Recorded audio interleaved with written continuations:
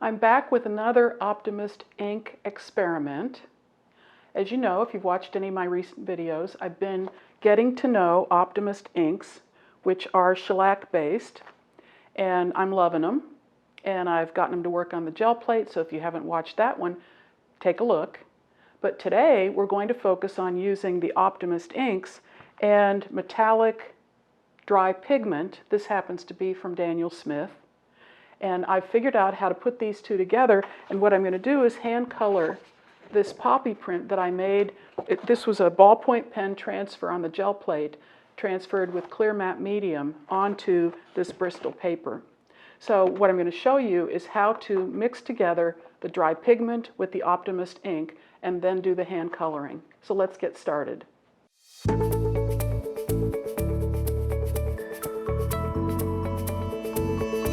Today I'm going to be using the Optimist colors. These are Optimist inks. I've talked about them in other videos. They are shellac based. They come with a colorless shellac medium to thin the color and make it more watercolor-like. And while you're working, you can use water to clean the brush. But when you need to clean up any paint or ink that has dried, you will need their cleanup medium, and so I have that on hand here too. But what I really want to focus on today, so I've got this kind of wild gel print started, and the background, as you can see, very kind of just random, fooling around with gold leaf, fooling around with thinned paint, had some leftover stuff on the gel plate, which is really what started the whole project, is that I wanted just to clean the plate. And then I got this bright idea. I had these tulips, and the tulips were done with a ballpoint pen, embossing a sheet of printer paper, and then inking up the plate. And when you work with that particular method, the embossing leaves the ink on the gel plate. You can remove the rest. I had some smooshes here, but that's okay. I can work with those as I go. And I thought, well, this would be kind of an interesting experiment. So I've added my tulips to my background, and then I played around a little bit with using the Optimist inks to start coloring, just to make sure this would actually work before I decided to do it as a video and share it with you.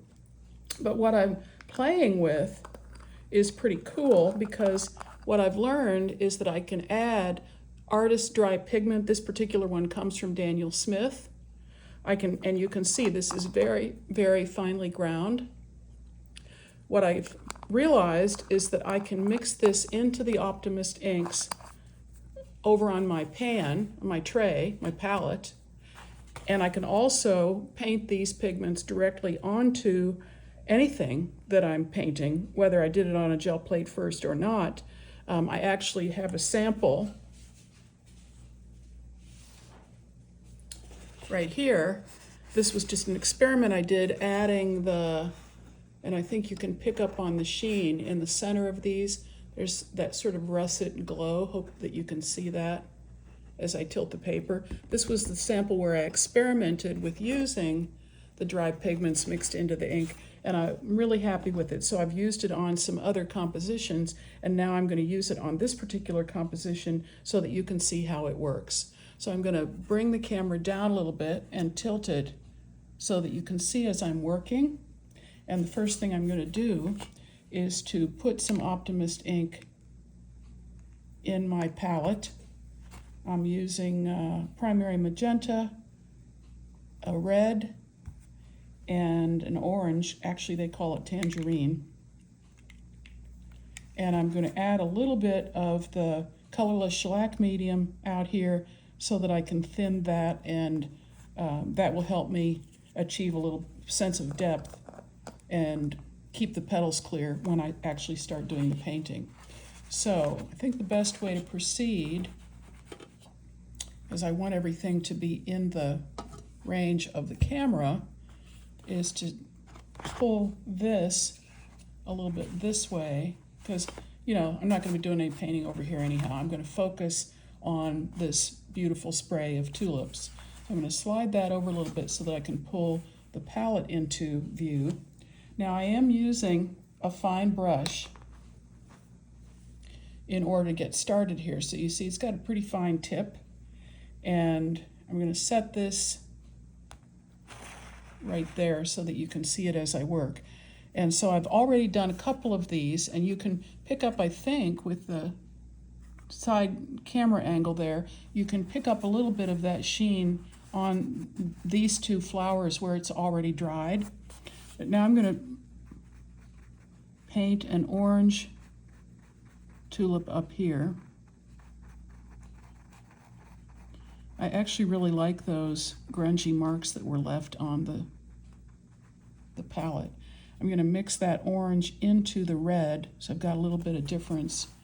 You can see over here in the palette. And then I'm going to put that in here, get that petal started. Go back to the orange and pick up some of that clear colorless extender so it's a little bit paler. It's maybe a little bit too pale. But one of the things I love about these inks is that they're all intermixable, of course, but also the shellac contributes permanency.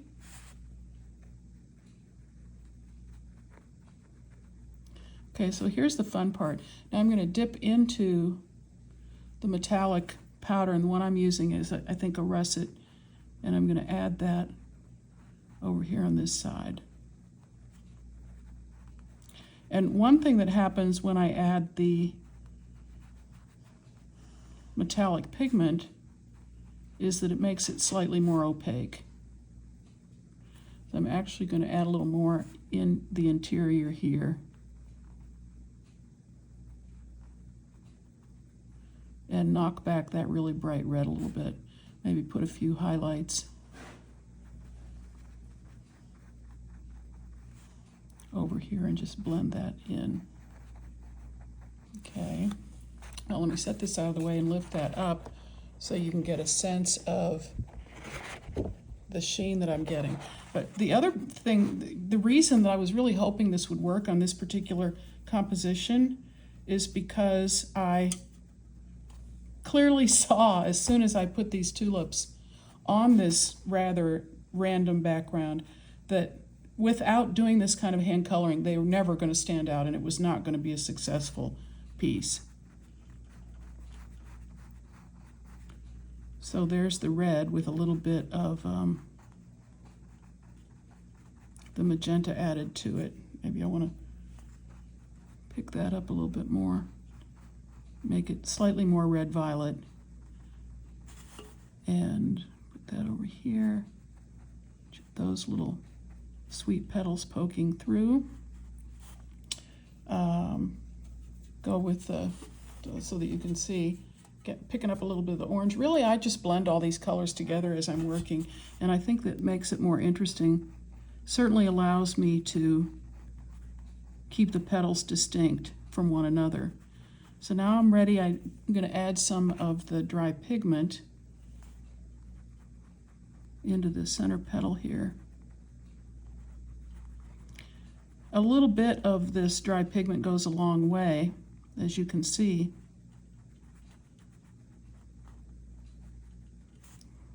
Add a little bit more over here.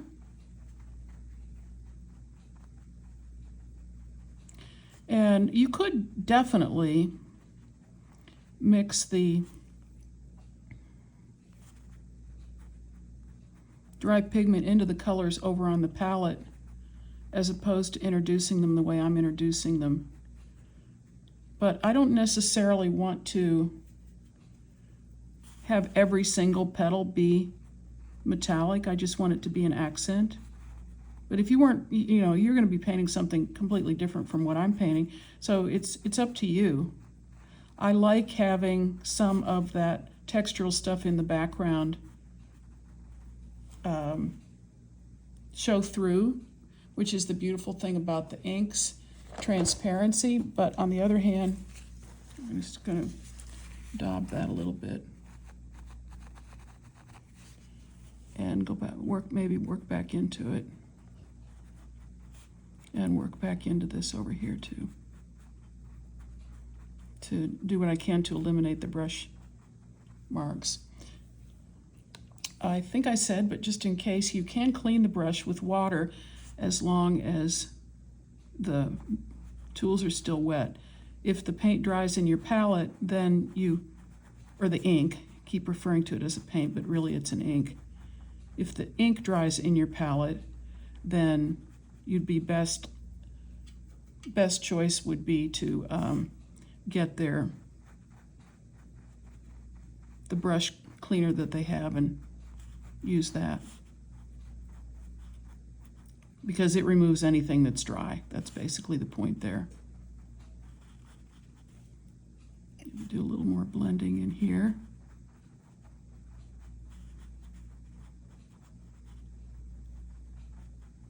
Not thrilled with this up here. I want to get rid of those streaks so they're a little more dense, and maybe over here too. And so you see, you can go back in. Actually, you can get some really cool effects painting a new color over what was there before. So let's make this petal. I guess I'm using my artistic license in choosing how I put the colors together on these tulips. And then maybe come in again with the russet dry pigment and get some sheen going on that side of that petal. Maybe add a little bit, ooh, pretty, over here. Even the whole petal doesn't really need to be painted with the pigment. Let me move this out of the way and lift that up so that you can see the progress that I'm making. Hope that'll pick up the sheen. Okay, now I also have a gold version of the dry pigment powder, and it's again from Daniel Smith. If you have Pearl-Ex from Jacquard, those would work. This is a gold pearl. I inherited these from a dear friend, and I had never had any real reason to use them until now. So I'm not that familiar with what the other varieties might be. I'm going to turn my palette around so I can put out some green and do the stems. The Optimist needs to be shaken. Sometimes the clear shellac separates from the pigment, but it's real easy to get it to come back together. So I'm going to put out a little bit of green and some yellow. And I'm going to use the gold with this as opposed to the russet dry pigment. Put out a little, I'm going to put the clear shellac up here so it doesn't thin the color of everything I've got going there. Clean my brush, and now I may need a smaller brush. We'll see. Now here's something to pay attention to. You want to be careful where you start, because you don't want to paint areas that won't be dry yet, obviously. This is more a tip just in general, because I was doing another demo like this and I accidentally put my hand down on the red that was not yet dry.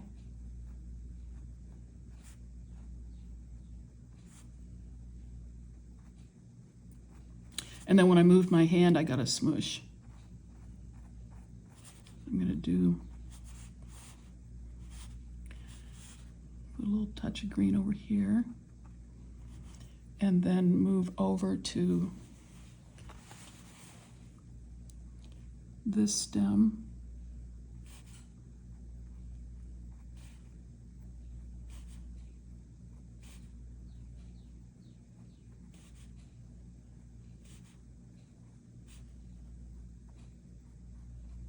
And before I go any further with it, I'm going to work on this leaf.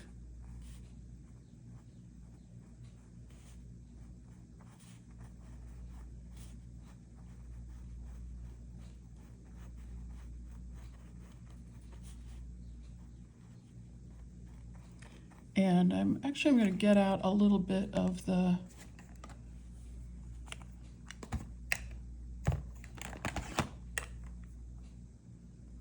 this is called Mediterranean. It's kind of a blue-green. Add just a touch of it over here by itself, so I can pick that up and make these leaves a little bit more interesting because the color will be varied. And then the fun part begins. I'm going to dip into the gold. Set it up here again so you can see it.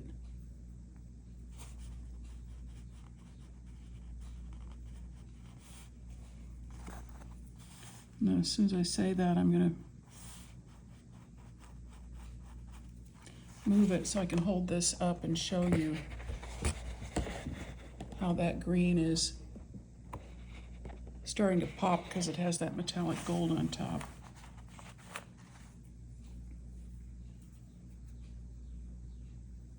Put the gold back up there.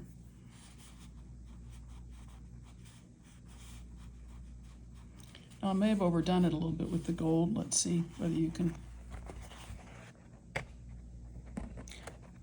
maybe not tell that well, but I can come back in with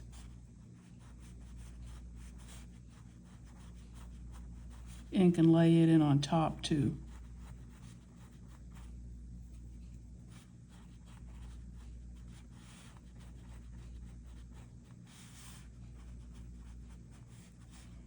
Okay, so I'm working from left to right. Hopefully I can get this up high enough that you can actually see where I'm working. I'm going to finish this.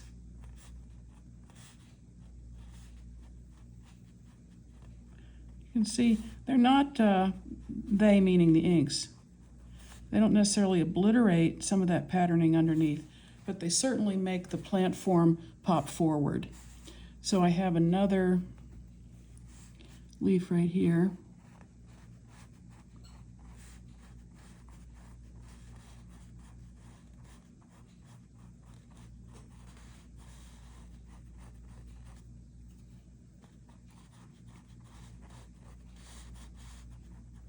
I can pick up a little bit of the gold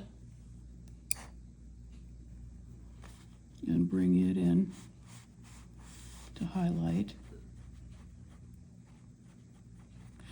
There's another way you could do this really, which would be to paint in the inks, put the inks down first, and after it's dry you can always come back in with a damp brush and the metallic powder and put it down on top like that. That'll work. Which I think the way I said that wasn't particularly coherent. What I mean is you can add the metallic touches later.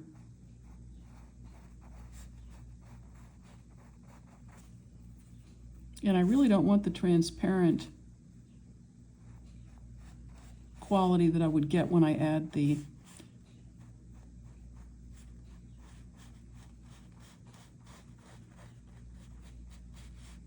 colorless medium, because I've got a lot of background information going on here.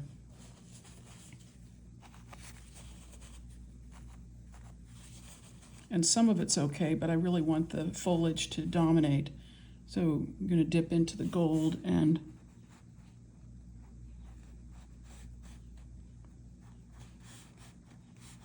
add it there. Then come back into this stem, which just sort of bleeds into that leaf. It's hard to kind of tell what's going on because of the interference from the background, but that's okay, it's working. Bring this in, there's another leaf there. Pick up some of the gold and introduce it here.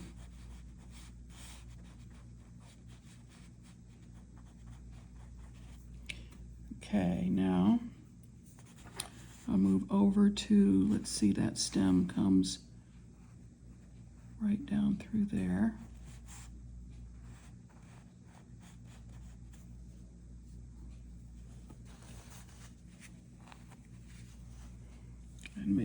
bit of gold to enhance it.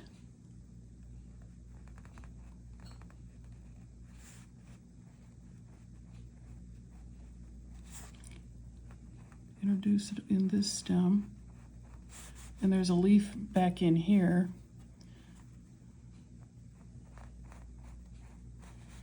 So you see why it's important to change your greens as it was with the red flowers too, so that it isn't just all the same color.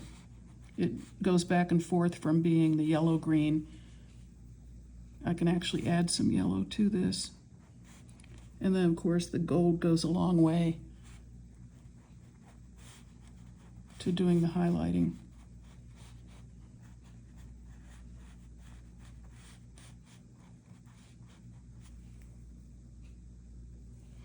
You know, it's pretty much, I mean, it's so fun. But you can, just out of the very simple palette that the inks come in, you can, you know, do some mixing and matching and add some highlights in different colors, and then introduce the beautiful gold. Here's a stem that comes down there. And this leaf.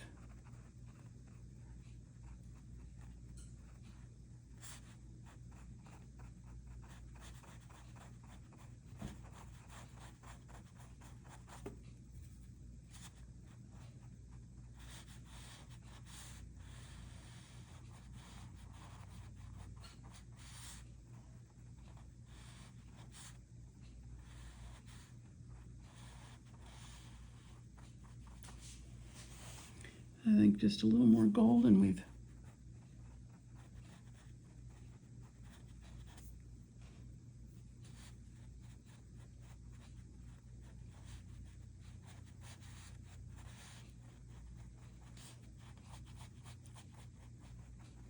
okay.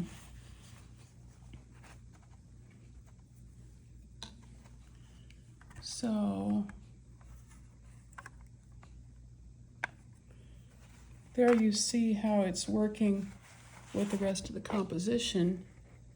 Hopefully you can see the glimmer. You know, camera can't always pick up everything. But it's definitely worth trying this. And if you don't have the Optimist colors, you certainly can try this with other watercolors or other I mean, these dry pigments would probably work with just about any paint that you used. I love the Optimist because I can get this sort of interesting combination of opaque and translucent effects, and then with, let's see if we can,